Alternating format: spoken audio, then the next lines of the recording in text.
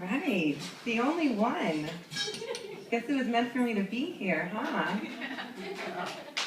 So love lessons, isn't that such an interesting topic? Right? Because there's so much to learn. What I've learned in this past year is that opposites truly do attract. Let me set a little stage for you. My guy and I went to Spain last month. Beautiful, beautiful country. Except it's an 8-hour trip to get there. So he whips out his little goodie bag of books and puzzles and candy. I whip out mine. So he takes out this really big book, and it's titled, How the Arabs Transformed the Western Civilization. So I'm like, okay. So I take out my book, which is, Are You There, Vaca? It's me, Chelsea. So I'm like, okay, babe, you enjoy your book. So the flight's going on, hours are passing, and I'm starting to get a little bored. So I look over at him, and he's like in the book, he's like really reading it, like learning all these facts and stuff. So I'm like, it's time for a movie. So I opt for a documentary. I wanted to learn something too before we landed. He's not the only smart one in the relationship. So I'm flicking, I get to the documentary section, and there's only two. It was either going to be the Central Park 5, which is terrifying, or it's going to be the Katy Perry documentary. So deep down inside, I'm like, oh, I really wanted to kind of see that. So I opt, and I got the Katy Perry movie. So the flight's landing, hours are done, and, he turns around to me to check in with the end of flight scenario, and I'm hysterical crying. Like, mascara's falling, the whole nine, and he's like, babe, are you all right?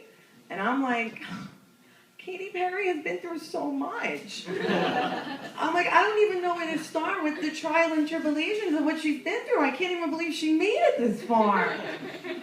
And he gives me that look where he's like, okay, 15 days in Spain. And he says to me, I'm sure it's nothing compared, babe, to what the Arabs are going through. We should compare notes later. I'm like, if I can get myself together. And that's really the only beginning of our differences. My boyfriend comes from a huge Puerto Rican family. So that means everybody can cook, and cook really good, as can he. We could be in the house, there's no food in the fridge or anything in the cabinet, and he'll just whip up this amazing plate, and I'm like, wow, you're so amazing.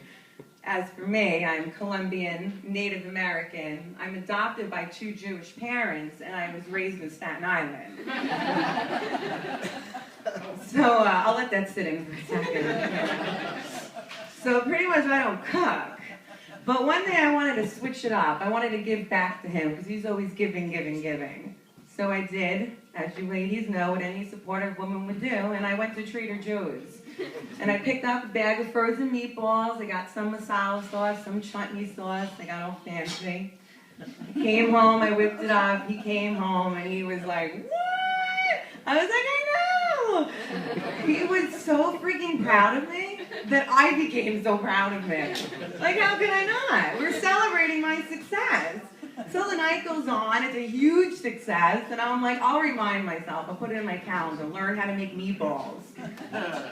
So push comes to shove, for the next couple of months, he told every friend, family member, new clients about my girlfriend's meatballs and how you have to try them. So there were so many times that I'd be like, oh my God, I'm living a lie. Because people ask you questions. Oh, what's so unique about your meatballs? And I'm like, oh, well, I do this, I add that, I flip it this way. I don't know what I'm saying. So push comes to shove, we're one day in a diner in Jersey. We ventured out, we went to Jersey. And then the meatballs get brought up again. So I'm like, oh my God, I can't do this anymore. I just can't do it. So I close my eyes and I put my hands in the air and I'm like, babe, I didn't make the meatballs. So in that 1 second, I feel great. I'm free now. I'm released. I can totally go back to my own self within myself.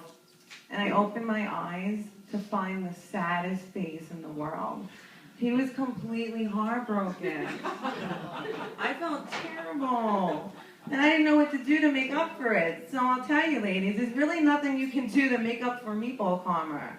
I've done the work on that. There's nothing you can do. one last thing that I learned about our opposites, since we're all close in family now.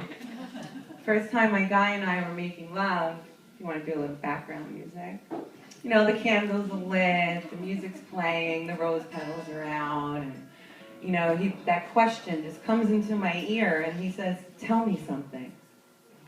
So the music stops for me, and I'm like, tell you something? What am I supposed to tell him? So I'm like, in my head, I'm like, should I tell him that it's kind of hot? Should I tell him that I'm not really happy with the sheets? Like, what do I tell him? Because there's going to be another question. Or there's going to be another, he's going to say something to me, and I'm going to be all uncomfortable and weird. Because if I answer him too aggressively, then I'm that dirty girl. But if I don't say anything, then there's something wrong with me. So I opted out with just going, that didn't go over too well. But like I said, love is all about learning lessons, right? So I'm still learning. So that's it. Thank you so much, guys.